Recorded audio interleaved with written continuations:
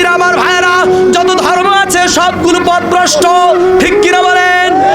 শুনে রেখে দেন, এই যে কিছুদিন আগে মূর্তি পূজা গেল, এটা সোনার বাংলাদেশ।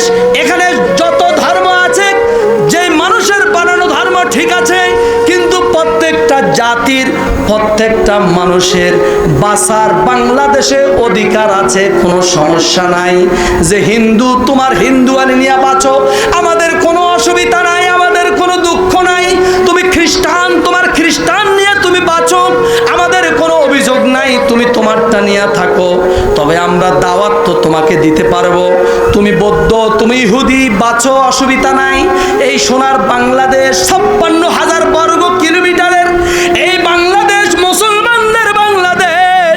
এটা শাহজালালের বাংলাদেশ, শাহপরানের বাংলাদেশ, শাহ মাকদুমের বাংলাদেশ, খানজান আলীর বাংলাদেশ, কারামাত আলী জনপুরের বাংলাদেশ, ফতে আলী ওয়াইসির বাংলাদেশ, এটা নেসারউদ্দিনের বাংলাদেশ, মসলিউদ্দিনের বাংলাদেশ।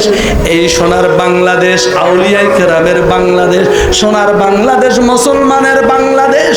ও বাবাজি, আমরা এমন মুসলমান, আমরা উগ্র না, আমরা উশৃঙ্খল না।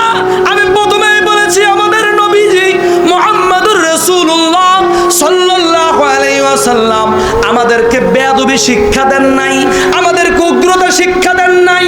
হিন্দুরা আমাদেরকে হত্যা করে, আমাদের লাশকে রাস্তায় টেনে টেনে আমাদেরকে হত্যা করেছে। মায়ানমারে, আরাকানে আমাদেরকে জবাই করে, আমাদের গোশতগুলো টুকরো টুকরো করে রান্না করে খেয়েছে। ফিলিস্তিনি শিশু বাচ্চাদের উপর আক্রমণ, ছোট ছোট শিশুদেরকে নির্বিচারে হত্যা করা হয়েছে। মুসলমান আম্মাদেরকে, মুসলমান বোনদেরকে, বাচ্চাদেরকে হসপিটালের ভিতরে ঢুকে, আইসিইউর ভিতরে ঢুকে, লাইফ সাপোর্টের ভিতরে ঢুকে তাদেরকে ফায়ার করা হয়েছে। মুসলমানদেরকে তোমরা এইভাবে হত্যা করেছো।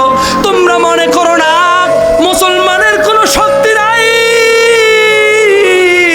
মুসলমানের জঙ্গি বিমান নাও থাকতে পারে, মুসলমানের অস্ত্র নাও থাকতে পারে, মুসলমানের তলোয়ার নাও থাকতে পারে, মুসলমানের পিস্তল নাও থাকতে পারে।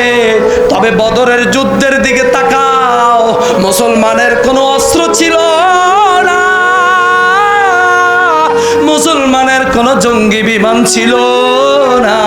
মাত্র 313 জন বদরের প্রান্তরে যাইয়া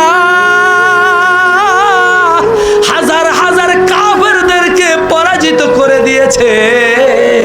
হযরতে ওয়াক্কাশা রাদিয়াল্লাহু তাআলা আনহু বলেন, আমার তলোয়ারটা ভেঙে গিয়েছে।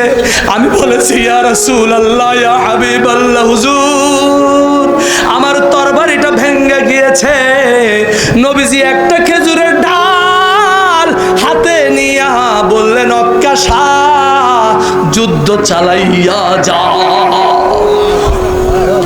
একটা খেজুরের ডাল দিয়া যুদ্ধ চালাইয়া গেলেন ওয়াক্কাশা। ওয়াক্কাশা আওয়াজ দিয়ে বলে, আল্লাহর কসম করে বলছি, নবীজির হাত মোবারকের এত বরকত।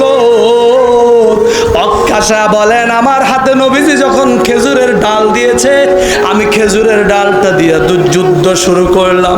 একটু পরে তাকাইয়া দেখি খেজুরের ডাল আর খেজুরের ডাল নাই, ওটা তলোয়ার হয়ে গিয়েছে।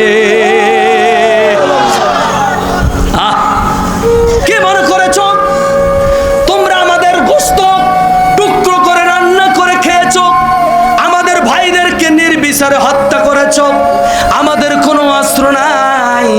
খেজুরের ডাল দিয়া যুদ্ধ করে হাজার হাজার কাফেরদেরকে পরাজিত করনেওয়ালা সেই দলের বংশধর আমরা।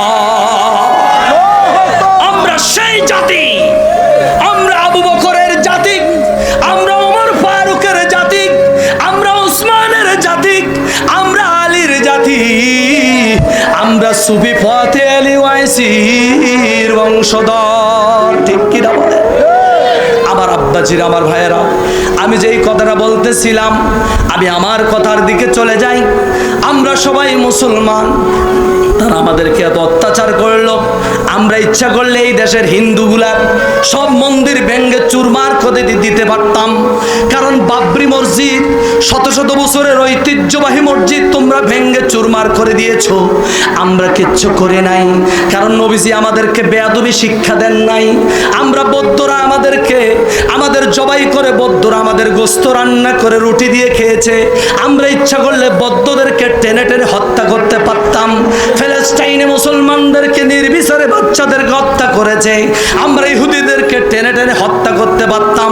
আমাদের নবীজি এই শিক্ষা আমাদের দেন নাই।